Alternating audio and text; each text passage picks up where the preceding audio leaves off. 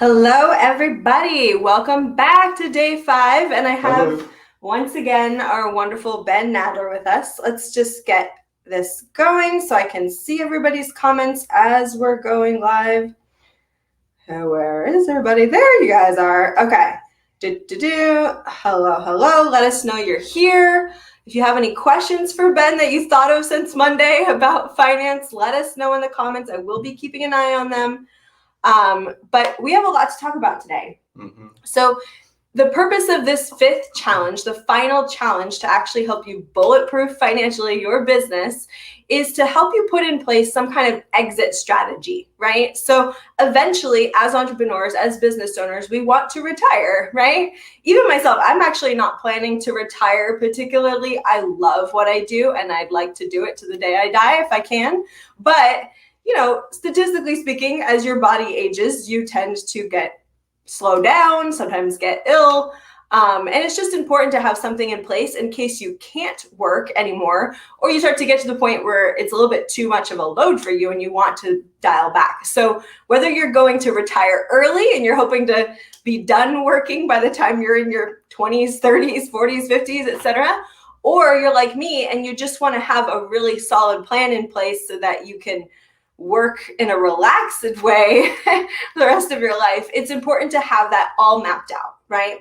So I brought Ben on here today because he is an expert on the subject of getting out and how we save enough, how we leverage the business as usually one of your biggest assets in your family to actually accomplish retirement. And then also we want to have plans in place, just like we talked about yesterday with disaster planning. We want to have a plan in place in case you don't make it to retirement. It's kind of an icky subject, I know, but I want to make sure we cover it this week because if something happens to you, right, like if something happened to me, our household depends on both of our income. And that's probably the case for, I would say, 90% of Americans. Unless you're a stay-at-home mom or stay-at-home dad, most of the time families need 2 breadwinners to survive these days. So what are we putting in place as a business owner to make sure that your family's gonna be okay if you get ill or you get injured and you can't work, or, God forbid, something actually happens to you and you're not there anymore. So we got a lot riding on our shoulders, but we can definitely take this down. We're going to put a solid plan in place for you. So I think the first thing we wanted to talk about, right, Ben, is the 5 different exit strategies. Right. So the first one is really, obviously you have traditional model where if you're an employee, right, you have a 401k. I talk about this a lot, but like as business owners, as entrepreneurs, we don't really have a 401k, or if we do, it's not the best strategy for us anyway because there's nobody matching it. Right. And there's really high fees and things like that. Yeah, right? Exactly. So what's the biggest disadvantage you think? If I used to be an employee and I have a 401k, what's the likely thing I should probably do with that? I mean, you can definitely be looking at, rolling it over into some other vehicle, like a Roth IRA or something else, but leaving it in a 401k, if nobody's matching it for you, is not really doing anything for you, like you just said a minute ago. That's really the beauty of them. And even there can be some debates on whatever, there's rabbit holes you can go down on finance just like anything else. But sure. It's true. If nobody else is matching it for you and you're not getting any of those benefits, the 401k doesn't really make a lot of sense for a business owner. Okay, so then you have other options as well, right? Like an IRA, a Roth IRA, these different opportunities to save enough for retirement. And there's also, I think, another one, which is a 72. I don't know the exact number. There's another one that Ben is going to be able to talk to us a little bit more about in terms of how we can leverage that to have tax-free income in retirement. Because that's the other big thing about your 401k or a traditional IRA is when you take that money out, you're being taxed on it later, which is worse as a business owner because usually as an entrepreneur, we have a lot more money later than we did at the beginning. So if you're just starting out in business right now, or you're planning to scale your business massively over the next 10, 20, 30 years before retirement, depending on how close you are to retirement, excuse me, then putting your money into a tax-deferred bank account or a tax-deferred retirement vehicle is a terrible idea. Right. I mean, you're likely going to be, for most people as an employee, this doesn't necessarily make as much sense for them, right? Because they tend to think that they're going to be in a lower tax bracket, which again, we can talk about more on that in a minute too, of how that may or may not be the case. But as a business owner, yeah, as you start making more and more money and having more set aside with which to use and all these different things, now you're in this higher income bracket, and you're actually going to be paying more taxes. So you want to figure out how to get more of that money at that lower tax bracket being paid towards taxes versus later. Yeah, so it's better to put your money into something that's going to tax you now than to put it in something that's going to tax you later. That strategy was a good idea. It's not a scam, right? We're not saying that 401ks or IRAs are scams. It's that they are traditionally, they're meant for employees, people who are going to have lower income in retirement. And that's almost never the case for a business owner or entrepreneur. We almost always have passive income in retirement or some kind of sudden leap up in income because of scaling our business, etc. Right? Exactly. So it's just not a good strategy to put something in that's tax deferred. Now, on the other hand, can you give an example of something that is taxed now? Sure. I mean, one of them is just a Roth IRA, right? Like where you're paying the taxes on it now, and then when you use it in retirement, then you don't have to pay taxes on it. The key being that you have to wait until retirement or very specific opportunities to use that money without being penalized. Right. That's the other thing. So I get this all the time. It's like, oh, I've been, planning to retire early. So I'm putting lots of money into my Roth IRA. Like, and I just go, wait a minute. Let me think about this. So a Roth IRA or any of these traditional savings models, right? You can't pull money out without penalties before, age 65? It depends on 59. I think it's 59 and a change, half. And they change now and then and whatnot. So that's not exactly a strategy if you want to retire early. So let's talk about the strategies that are only available to business owners and entrepreneurs, the things that we should be taking advantage of as business owners, right? Number one, usually as a business owner, your business, if it's successful, right, is one of the biggest assets you own. So we have to think about that as a business owner, what you're going to do with that business when you retire. Just a couple weeks ago, I was in a Facebook group right here, right? Not in our Facebook group, but in another one for dietitians. And this lovely lady who is a dietitian, she's young, she's probably about my age, 30s or so. And she goes, oh, I'm thinking about shutting down my business. I want to go a different direction. What are the steps to shut down a business? And I was going, girl, why are you shutting that thing down? Like, let's just take that's like saying you bought into, Google stock when it first came out. And now you're like, I don't want it anymore. I'm just going to rip it up instead of selling it. Right? Total waste of this asset. So I told her, wait, girl, why don't you talk to my husband before you do anything? Because the best thing for her to do would be to sell that asset. Take that client base she has, bring on a partner and teach them to do it just as well as she does, and then have that partner buy her out, or just package it up and find another dietitian in town and go, hey, would you like to buy my business? In fact, that's what I did when we left Oregon. For those of you guys who don't know, I've been in the wedding business. That was one of the two businesses I sold. The second one was a wedding business. I had been in the wedding industry for over 13 years, and I built my business from scratch to be this successful going thing. And so when we moved from Oregon to Florida in April, a couple months prior, I sold that business to another wedding officiant who wanted to, expand her reach into Oregon. So there's no reason to shut that business down. If it's a going concern, you are completely wasting a lot of hard work and heartache and sweat and tears you've probably put into that thing. So in retirement, one of your strategies as a business owner is to sell your business. And then that instant cash injection that you get, you would meet with someone like Ben and figure out where to put that money so that it could actually last you through retirement. So if you're planning to retire early, that's probably one of your best strategies since you're a business owner. If you're in this group, you are a business owner, right? So that's what I would recommend is if you are, you already have an established business and you want to retire in 5 years, and let's say in 5 years, you're only going to be 35 years old. Well, instead of putting all this money into a tax deferred vehicle that's going to charge you more taxes later and then also penalize you for trying to take it out early, put it into your business. Just invest into your own business and make it grow and make it successful because you can use that asset to retire.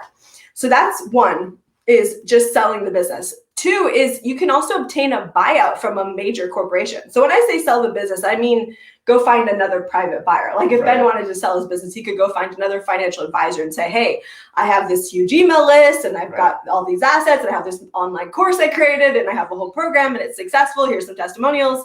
Would you like to buy me out, right? That would be a private buyer. But he could also go to something like, let's say he was a very big solopreneur, right? He could go to something like Merrill Lynch. Sure. Or if I even had like a few employees, maybe they'd all roll over, or it doesn't even have to be Merrill Lynch. It could be like something even smaller than that, but still like big enough that they would be able to afford. Yeah, Merrill Lynch is an example, right? So let's say Merrill Lynch was like, I really want to establish a branch in Florida, and they didn't happen to have one for whatever reason. Yeah. Ben could go, hey, you want to buy my branch and just turn it into one of your franchises, right? Exactly. Same with me as a business coach. I could probably reach out to Tony Robbins or one of these other like big name companies and say, hey, I have an established business and I have an established successful methodology. Would you like to buy me out and merge with your company, right? Now there's pros and cons to both. The advantage to selling to a private corporation, or excuse me, a private buyer versus the corporation is the private buyer is more likely to treat your clients the way you treated them, right? So if you're really hoping to preserve the family values and the customer care that you've given to your clients, I would recommend finding a private buyer or even finding someone to mentor, which is our third strategy, and bringing them on as a partner and having them grow up in the business, so to speak. Even if they're in their 40s, they can still grow up in the business, right? And then turning it over to them. That's going to give you the most continuity in the way you do things. Whereas when you sell it to a corporation, I mean, there's so many stories, right? you could try to leverage, your what you want and and some people do good with those deals, but the likelihood is they're gonna kind of steamroll you a little bit, and you're gonna, if you really have a lot of like blood, sweat, and tears in that business, and you really have like, well, I want it to go this way, and I want to be like this forever, probably not the best outcome for you, because they're going to change a lot of things. That's just how they, they have their own models and the way that they do things. Right. That's how those companies got successful, and they want to use that to incorporate with your business. Right. So if you don't want to give up some of that, that may not be the best option for you. Yeah. So corporation is nice because you're most likely to get the greatest valuation on your business and therefore the biggest cash injection in retirement. But if you're not particularly worried about the money that you're going to make, and you're more worried about how your clients are going to be treated and how your business continuity will be, I would recommend either a private buyer or bringing on a partner. So that's our next strategy, is bringing on a partner. This could be someone you're mentoring. If you're a family-owned business, this could be one of your kids. My father is currently grooming my brother into taking over his company someday, right? So that's definitely a great strategy if that's what you're thinking with. Also, take a look at your employees. If you have a really hotshot employee who's maybe in a manager or middle manager position and they seem very ambitious, maybe have a conversation if you're about 5 years away from retirement right now. Not to say retirement age, but the age when you want to retire. Right. If you're about 5 years away from that date, maybe have a conversation with that person and see if they're interested in buying you out at some point, and then have them go check with their own financial advisor or contact Ben if they don't have one and figure out, what they would financially have to do to save enough money to buy you out in 5 years. So this is definitely something I forgot to bring up earlier, which is putting retirement plans in place early enough. I was going to say that. Thank you. Yeah, you definitely, you don't want to be thinking about this 6 months before you're trying to retire or trying to figure out how to like exit your business or whatever. These are things that, even though they seem a long way off, it's something that you need to be putting in place now. Retirement always seems a long way off, and then all of a sudden it's like right there, and you're like, oh my God, I didn't realize how many the years flew by. So it's really smart to at least start putting some of these plans in place. Start thinking, if nothing else, start thinking with what your goal is for that, exit strategy. That's right. So let's say if you started even earlier, I always tell people, like, at the beginning of your business, you should have some concept of your exit, right? Now that can change over time, and that's okay. Remember, as business owners, we have that privilege of being allowed to change our mind, right? Unlike an employee where you have a lot less control over your financial existence. So it's fine if you change your mind, but even now, if you're in your 20s, if you're 17 years old, I talked to a guy the other day on the phone. Oh, right. He reached out to me to schedule a discovery call. And when I got him on the phone, he's like, so by the way, I'm 17 years old, I'm still in high school. And I was going, okay, well, this is clearly not going to result in a sale. But I was super happy to talk to him. So I gave him 45 minutes of my time anyway, because it had been put on my schedule, and oh my goodness, this guy is so entrepreneurial. And he was asking me all kinds of great questions. And one of the things I told him was, start now, start your business now. Go find people who want to invest in some kind of side hustle for you while you're in high school. And I told him my story about how I started my cleaning business at the age of 14. And then when I was 19 and my sister was diagnosed with cancer, my parents were divorcing, that business, I quickly ramped it up to 5 figures, moved out on my own, and was able to actually support my family rather than being a burden on them at the worst time in our lives, right? So I can't even tell you how awesome it was to be on the phone with a 17-year-old kid. But I told him, the moment you start that business, decide what age you want to retire by and be putting those things in place. Be saving ahead. Ben talks to people all the time, Ben, right? About compounded interest. Give them your whole spiel. I think they need to hear this. Well, I learned compounding interest from my uncle when I was really young, probably around 12 or 13. And I didn't totally understand it, but he explained it to me and I got the concept of it. And it goes something like this, that if you start at the age of 18 and you put $2,000 away for the next 7 years till 25, and then $2,000 a month? $2,000 a year. A year? Oh, that's nothing. Or 24. It's basically, $200 a month or $2,400 a year. Mm-hmm. And then you stop at the age of 25. That's one way you can do it. And I'll get to what happens in a second. Or you can start at the age of 25, do the same thing, $2,000 or $2,400 a year, all the way to 65, the retirement age. Those two people, one person has expended a total of about $14,000, and the other person has put in about $80,000 or $90,000. And at the end, they'll both have, with this compounding interest, money building money on itself, they'll both have about $1 million. That's crazy. One person, those 7 years extra little compounding exactly, make a world of difference. And that's not your money you're having to put in. It's right. Compounding the interest, meaning it's growing on its own. Right. Somebody else is doing basically the work for you to make money on your money. You started the initial investment and now your money is just working for you. So right. I was not smart enough to take advantage of that because I wanted to buy all the fun things as a teenager and whatnot, even though I actually had a really good job while I was in high school and I could have easily afforded it. But I wanted the car stereo equipment and I wanted the nice car and all this other stuff. And if I had done that now, my bank account would be a whole lot bigger than it is right now. So I always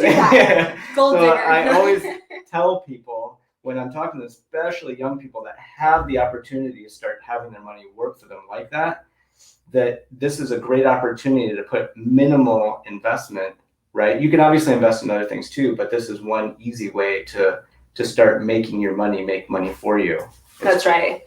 So if you're already an established business owner, which most of the people in this group are, we've got some kind of business, even if we started it a year ago, right? It's making money. Start looking into valuing that business, figuring out how much that asset is worth right now, because that will actually raise your perceived value of what you're doing in your business and probably help you feel more motivated and inspired to invest in your business. So that's definitely one tip I have for you guys. The next tip is, like I said, choose one of those 5 strategies and figure out what are you going to do with this business to leverage it as an asset and help you retire. So yes, you should also be setting aside money in some kind of way that is compounding interest and is hopefully tax-free, if not being taxed at the beginning or something like that, so that it's not tax deferred and you're going to get taxed more in the future, right? But also putting in place what we call a buy-sell agreement, if at all possible. So buy-sell agreement is basically where if you already know who's going to be buying your business, or if you already have a plan in place, which we're going to talk about in a minute, for what you want to happen to your business if something happens to you, okay, before retirement. So that's the nice thing about a buy-sell agreement, is it takes care of both scenarios. So let's take the example of a family-owned business like my father, right? We talked to him yesterday, so you guys are familiar with Joe. If he's already training up my brother to take over the company from him someday. So they already know exactly what's going to happen to this business when my father passes away. I'm praying and hoping that will not be for many, many years, but putting a buy-sell agreement in place is super smart for them. Why? Because that way, when retirement does come, they already have agreement on exactly what the price is supposed to be based off of the valuation of the business at that time. So they're going to have a third-party entity come in, value the business, and then based on that valuation, they already have an exact formula in writing about how much it will be paid for by Dylan, my brother, right? So that's one thing. So it will prevent any family dispute from arising at the time of retirement, right? Which is huge. It also puts something in place because sometimes if you have an ex-wife or an ex-husband or stepchildren or any other, even other siblings, maybe he's not the oldest, right? I'm the oldest, but right, if there's any excuse anyone could legally take to argue with the fact that Dylan's going to get the whole business, right? This legal document will help you put those things in place so that there isn't any family upset that arises out of your retirement plan. So that's one thing about a buy-sell agreement. Now there's a second step, like I said, which is, what if something happens to dad before the age when he planned to retire? So that buy-sell agreement makes sure that Dylan has first choice of the business at that time. So my stepmother can't, say she owns part of it, or the buy-sell agreement might say she gets this percentage, which I think is what they're actually doing, right? Or my mom, which is his ex-wife, can't come in and swinging in and go, hey, I think I own part of that, right? He owes back child support or something, right? So having that kind of document in place, this is something you'll want to speak to a lawyer about, of course, right? I'm not going to give you advice and say, oh, go set it up such and such a way. But I am, as a friend and as your business consultant, absolutely recommending that you go check out having a buy-sell agreement in place, especially if you have as crazy of a family as mine, where there's stepmoms and stepdads and stepchildren and lots of kids and other people who might feel like they have a vested interest in the business. Or two, if you have children under the age of 18 right now, or any kind of dependent, okay?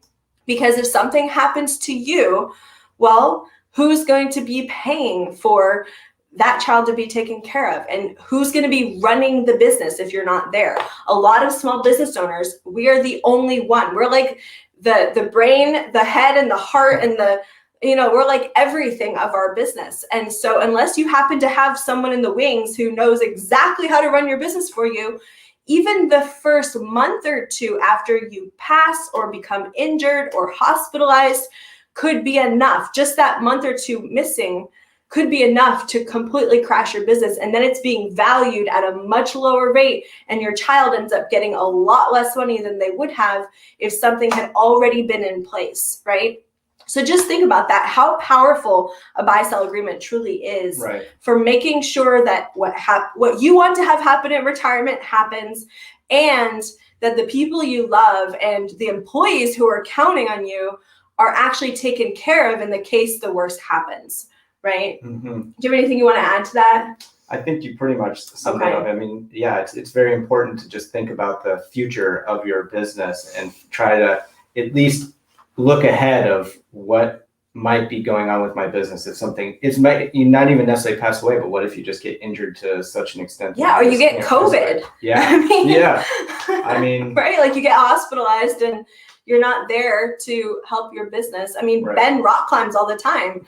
Obviously, he's lucky in the fact that his business, if he broke his arm, you're not going to, right? But, knock on wood. But if something happened to him, he could still work, right? But what if he hit his head and he was like injured or something for a month, even just a month? Imagine what that 1 month would do to your business, right? So that's why it's so important to have something in writing, already in place for what you want done with your business if something happens to you. Right. Absolutely. Now let's talk about what gets in the way of a good buy-sell agreement actually happening. The number one thing that prevents a buy-sell agreement from actually being executed the way you intended it to be is lack of funding, right? So when something happens to you, or if something happens to you, or when you die, we all are going to die eventually, right? Does your family or your partner or the person you were mentoring or the private buyer who said they were interested in buying your business, does that person happen to have enough cash on hand at that exact moment to keep the business afloat if you're ill, right, or injured, or to instantly buy out your business the moment you pass away or the moment you go into retirement, right?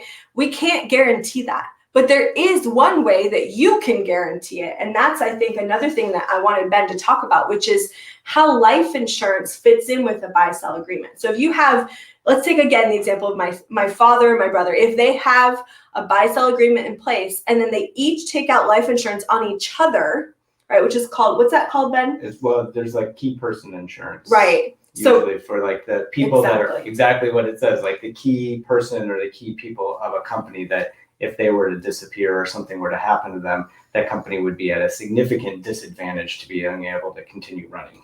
Right. So your business is paying for this type of life insurance, right? It's not having to come out of your own pocket. It's coming out of the business, right? And so they take out life insurance on each other with some kind of health or disability rider, right? So whether the person gets injured or sick or passes away, anything that would prevent them from actually being able to do their role in the business, they are covering each other. And that way, if anything happens, the business can survive long enough, at least, right, on that instant cash injection from the death benefit or from the disability payments, right, that you can keep the business going and protect your family, protect your kids, make sure they have enough money, etc., take care of any end of life stuff that happens with you, like funeral costs, etc., and take care of your employees, these people who are, depending on you for their livelihood. So that's one strategy that I think is very important. Absolutely. Definitely. Yeah. Of course, I mean, honestly, as a business owner, you should have life insurance anyway, whether you're using a buy-sell agreement or not. Right. In fact, one of the reasons why, and I wanted to share this with you guys today, but one of the reasons why I decided to do this challenge this week is because last year I had a client who she's very, very successful at what she does. She's a veterinarian, but she melds Western medicine with traditional Chinese medicine. So she was doing acupuncture on dogs and stuff like that. Really, really cool stuff, right? But there's one problem with that, and that is she's very irreplaceable in her business, right? Because think about it. It's not like another veterinarian could just come in and do that. They wouldn't know. You go down to the veterinarian down the street, they don't know how to do acupuncture, right? They don't know how to blend Chinese herbs for their dog, right? And so what happened was she had signed up for consulting with me. I was working with her one-on-one. She had my unlimited coaching package. So we were talking multiple times a month, sometimes as much as once a week. And then one day I call and her office manager picks up the phone instead and says, she's not going to be able to come to the phone. And I was like, okay, well, should we reschedule? What's going on? And she goes, no, she just had a stroke. She's been diagnosed with brain cancer and she's in the hospital and she hasn't woken up yet. I was so shocked and I felt so bad because I realized at that moment, at the beginning of our relationship, our professional relationship, I had said, hey, we should put an exit plan in place for your business because I noticed she didn't have one. But she was young, guys. I had no idea that something like this was going to happen. Of course, you never do. And I didn't push harder. I didn't push harder at the beginning because she was like, oh no, I don't want to talk about that yet. I want to talk about scaling my business, which is what most entrepreneurs and most business owners want, right? But that's the big rule. And as a coach, right, you have an ethical responsibility to sell them what they want and give them what they need. And I didn't do that in that moment. I did not insist that she have an exit plan. And as a result, over the last year, her condition worsened. She eventually woke up, but she was intubated. She couldn't communicate her needs and wants. And meanwhile, all of her clients just had nowhere to bring their pets, right? There was no way for us to hire another veterinarian and have that person come into the business. I didn't even have her permission to do so. So even if I had wanted to try to like put another vet in place in her business to help keep it limping along, right, until she woke up, I didn't even legally have the right to do that. I did manage to get the office manager to make the executive decision to try to hire another vet, but like that was the most I could do. My hands were completely tied by the fact that there was nothing in writing about what she wanted to have done with her business if something happened to her. And so on top of the fact that as a business owner, she did not have that in place, her family was having to carry her medical bills, right? Luckily, she did have health insurance, but still, there were all kinds of other bills like her rent and all these things, her car, right? All these things, these bills that her family started having to carry because her only source of income, which was her business, was no longer capable of continuing. So I eventually had to like turn things over to her accountant to just figure out how to liquidate her business and give that cash injection to her family so they could figure out how to, make ends meet. But I mean, that was completely on me for not insisting that she have an exit plan in place and some kind of plan of what to do if she didn't make it to retirement. So that's the reason. I'd hate to be a downer. I'm sorry, guys. I probably should have had a trigger warning at the beginning of this video, but I want you guys to realize how important this step is. It's not something to brush off. It's not something to wait until 5 years before retirement. Have something in place now in case something happens to you. I think 2020 kind of proved that we don't know what's going to happen. There's a lot of uncertainties and you never really know, unfortunately. And like you said, it's not to be like a downer. It's not to like be like, oh, the world is coming to an end or something. Yeah, because it's not. But you're just trying to plan. There's a saying, and I can't remember exactly how it goes, but if you plan for the future on those things that may happen, it's likelihood either it won't happen, or if it does, it won't really affect you because you've already put the plan in place. Totally. The Boy Scout motto is be prepared. Yeah. It used to be. Back when you was in Boy Scouts. Yeah, back when I was in Boy Scouts and Cub Scouts. 40 years ago. No. If you're prepared for something, if it does come up, it's not going to affect you very much, or it just won't happen because you were prepared for it. Yeah. So obviously I shared a downer story, but I do want to let you guys know the purpose of today was to help you put that plan in place.